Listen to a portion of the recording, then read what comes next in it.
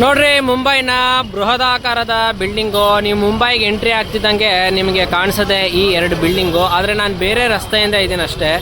ಇದು ಮುಂಬೈನ ರಸ್ತೆಗಳು.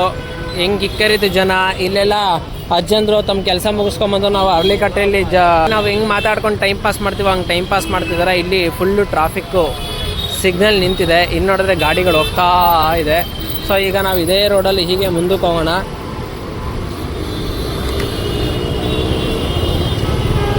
ಮುಂಬೈ ಅಂತೂ ಸಿಕ್ಕಾಪಟ್ಟೆ ಜನಸಂದಣಿ ಇರೋಂತಹ ಜಾಗ. ಇಲ್ಲಿ ಯಾವಾಗಲೂ ನಿದ್ದೆನೇ ಮಾಡಲ್ಲ ಜನ, ಯಾವಾಗಲೂ ಎದ್ದಿರ್ತಾರೆ. 24x7 ಎದ್ದೇ ಇರ್ತಾರೆ ಇಲ್ಲಿ. ನೀವು ರಾತ್ರಿ ನೋಡಿ, ರಾತ್ರಿ 3 ಗಂಟೆ ತನಕ, ಬೆಳಗಿನ ಜಾವ 4 ಗಂಟೆ ತನಕ ಮಾತಾಡ್ತಾನೆ ಇರ್ತಾರೆ. 8 ಗಂಟೆಗೆ ನೋಡಿ ಆಗಲೇ ಕೆಲಸಕ್ಕೆ ಹೊರಟಿರ್ತಾರೆ. ಅದು ಯಾವಾಗ ಮಲಗ್ತಾರೋ, ಅದು ಯಾವಾಗ ಹೇಳ್ತಾರೋ ಅದು ದೇವರೇ ಬಲ್ಲ. ಸೊ ಈಗ ಸದ್ಯಕ್ಕೆ ನಾವು ಹಿಂಗೆ ಹೋಗುವ.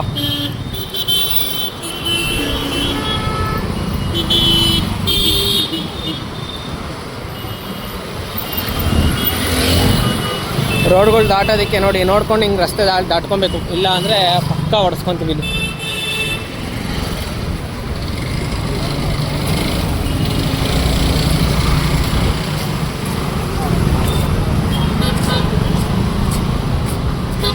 ಅಂದಾಜು ಇದು ಎಷ್ಟು ಫ್ಲೋರ್ ಇರ್ಬೋದು ಅಂತ ನೀವು ಕಾಮೆಂಟ್ ಮಾಡಿ. ಅದ್ರ ಪಕ್ಕದಲ್ಲಿ ಇದು ಅಷ್ಟೇ. ಇದು ಇಲ್ಲಿ ಕೆಳಗಡೆ ಏನು ನೋಡ್ತಿದ್ರಲ್ಲ, ಇಲ್ಲಿ ನಿಮಗೆ ಆಫೀಸ್ ಇದೆ ಮತ್ತು ಪಾರ್ಕಿಂಗ್ ಏರಿಯಾ ಇದೆ. ಅದ್ರ ಮೇಲ್ಗಡೆ ಈ ಬಿಲ್ಡಿಂಗ್ ಇದೆ ಅಂತ ನೀವು ಅಂದ್ಕೊತಿದ್ರೆ ಕಂಪಲ್ಸರಿ ಅದು ತಪ್ಪು. ಆದರೆ ಈ ಬಿಲ್ಡಿಂಗೇ ಬೇರೆ, ಆ ಮೇಲ್ಗಡೆ ಇರೋ ಬಿಲ್ಡಿಂಗೇ ಬೇರೆ. ಇಲ್ಲಿ ನೋಡ್ರಿ, ಹಿಂಗೆ ಎಲ್ಲಿ ನೋಡಿದ್ರು ಗಗನ ಚುಂಬಿದ ಬಿಲ್ಡಿಂಗ್ಗಳೇ, ಅಪಾರ್ಟ್ಮೆಂಟ್ಗಳಿಲ್ಲಿ.